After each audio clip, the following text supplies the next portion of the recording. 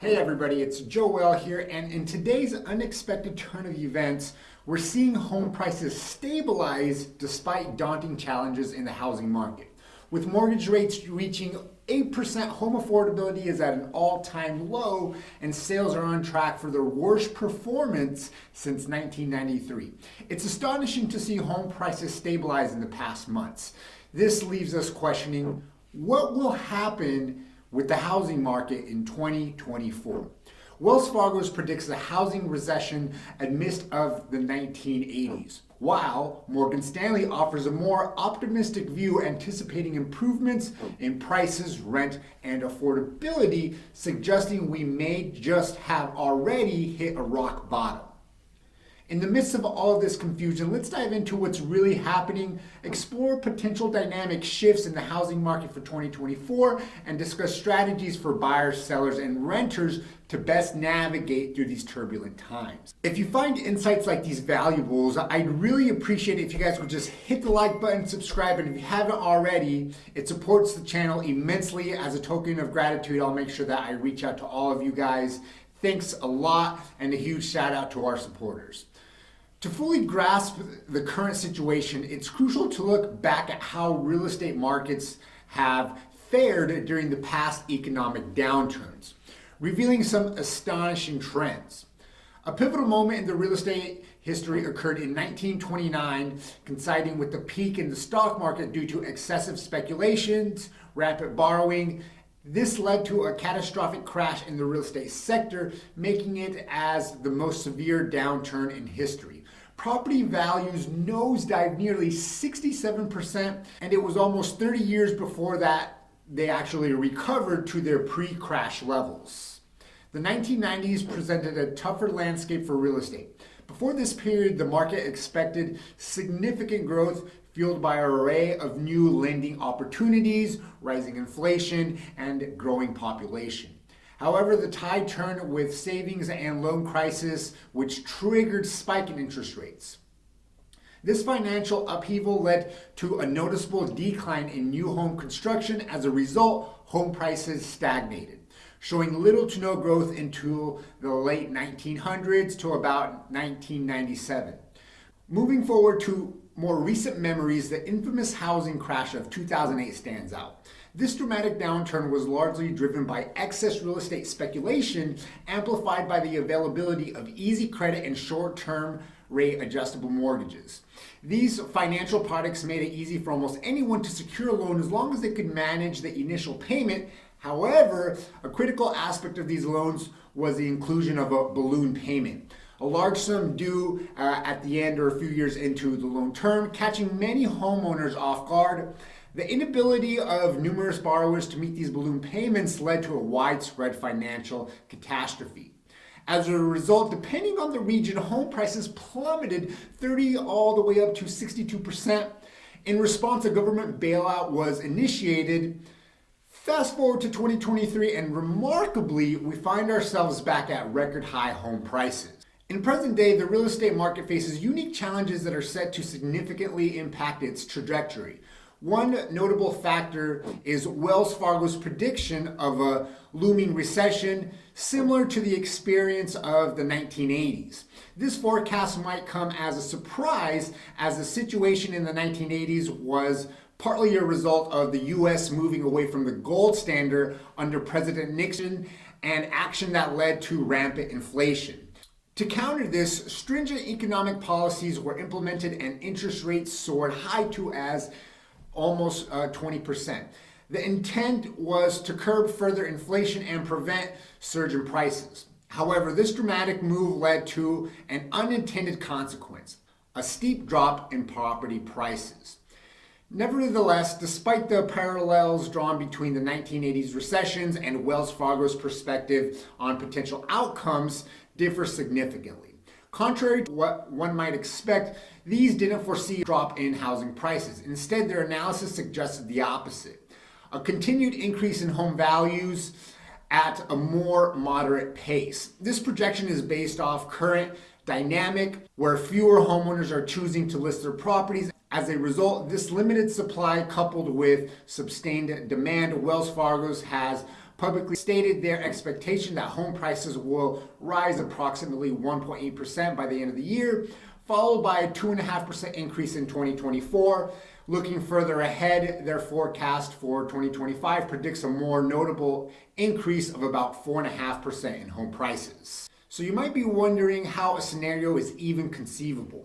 The key lies in understanding the difference between nominal and real home prices.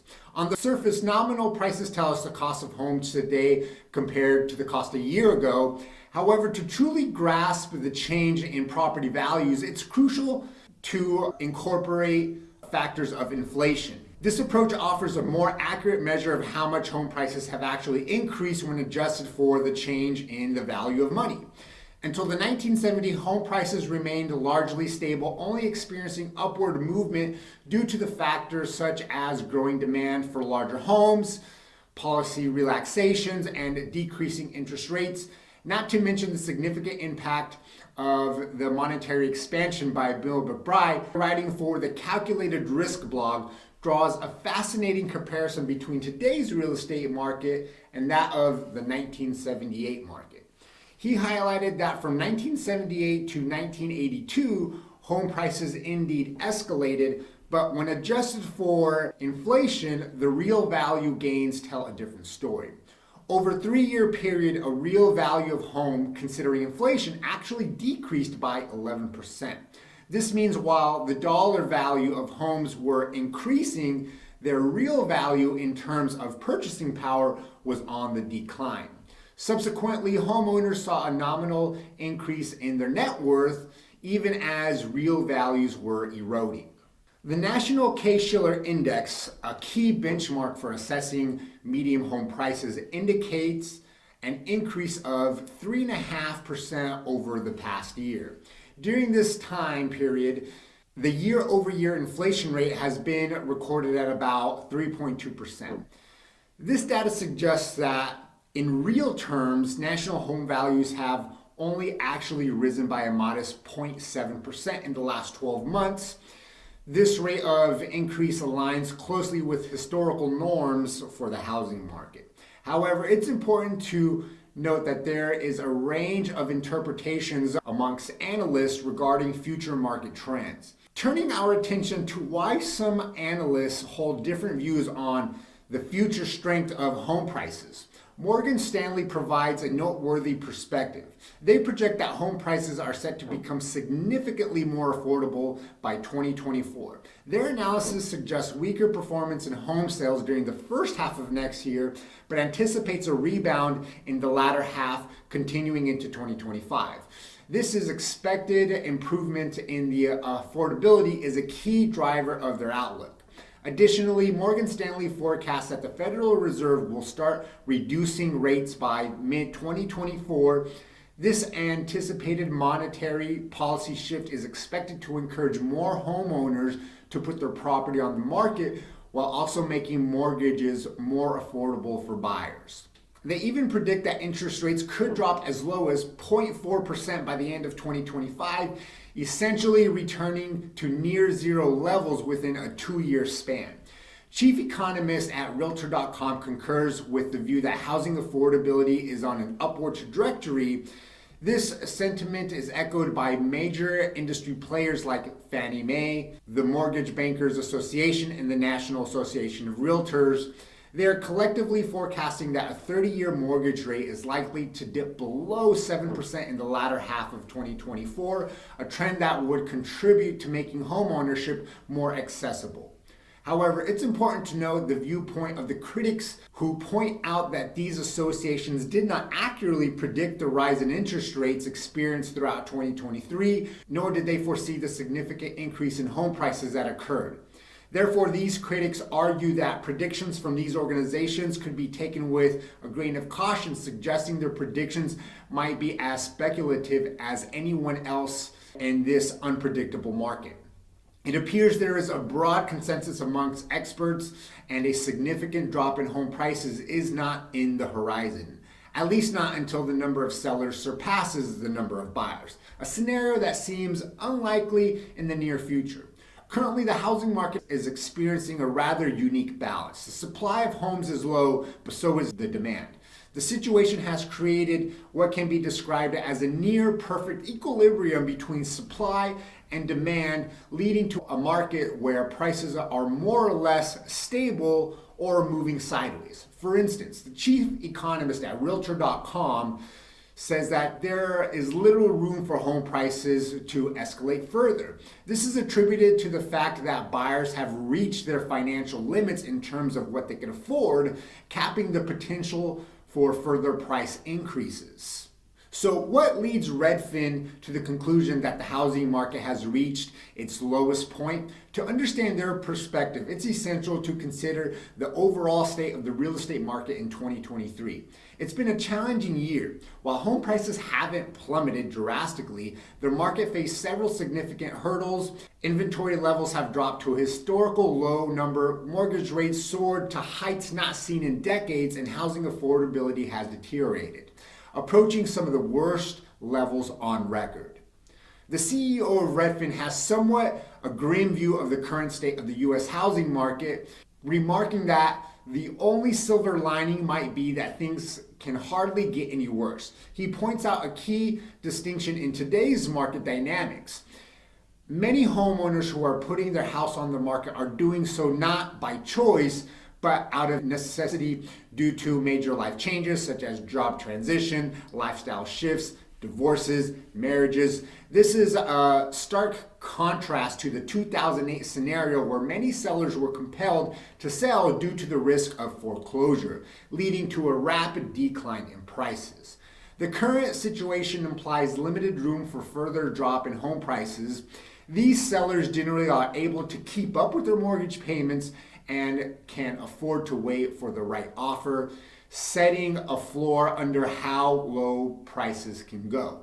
Essentially, it's as if home sales have reached a standstill, constrained by a gridlock where sellers are reluctant to lose their low mortgage rates and buyers are reaching their limits of what they can actually afford to pay. Currently, it's believed that restoring house affordabilities to its former levels would require one of three significant developments. First, there would need to be a substantial reduction in the 30-year mortgage rate, specifically a decrease of about 4.5% points. Alternatively, median household incomes would need to experience a dramatic increase by such as 62%. The third possibility involves a steep decline in home prices to the tune of 38%. Despite these challenging scenarios, it's interesting to note that in October, a notable 28% of homes sold went for prices above their initial listing. This indicates that competitive bidding amongst potential buyers is still very much active in the market. Geographically, trends vary. Detroit has seen the most rapid annual growth in home prices nationwide with 6.7% increase, closely followed by San Diego at 6.5%. On the other end of the spectrum, Las Vegas experienced a decrease with home prices falling by 1.9%. Now let's tackle the pressing question. What's the most likely scenario for the housing market in 2024 based on current data and trends? From the information we have, a significant majority of investors are expecting Federal Reserves to start reducing interest rates around the middle of 2024. To be more specific, there's approximately a 52% possibility that we see a quarter-point reduction by May of 2024, with potential of 4 additional rate reductions by the end of the year. Another key point is that investors and institutions are currently sitting on massive cash reserves, estimated at a staggering $5.7 trillion in assets like money market funds, which are yielding over 5% return. This enormous financial reserve could act as a major catalyst in the market once it begins to move, particularly if interest rates start to decrease. This considerable pool of capital waiting in the wings suggests that despite the current lack of affordability, there is still a substantial amount of money ready to be invested. This influx of capital could counteract any potential decline in the market by boosting demand for limited housing inventory. On a personal note, my view is that many of these predictions in the real estate market amount to little more than just educated guesses. Naturally, some forecasts will hit the mark simply by chance. As for my own take on what the future holds, and this is just my perspective, I'm inclined to believe that interest rates are going to remain elevated for a longer period than what's really anticipated. I think they're not going to drop as quickly or as significantly as some predictions suggest. Consequently, I expect the housing market will gradually move towards normalization, but this transition could be a slow and steady journey rather than a swift change. And that wraps up our discussion for today. If you found this analysis insightful, don't forget to subscribe. Your support really means a lot to help this channel going and to help me moving forward. I'd love to hear your guys' thoughts and opinions on the housing market, so feel free to drop a comment down below. Send me a message with your perspective. Let's keep the conversation going. Joel with Real Broker, and until next time, stay informed and stay ahead.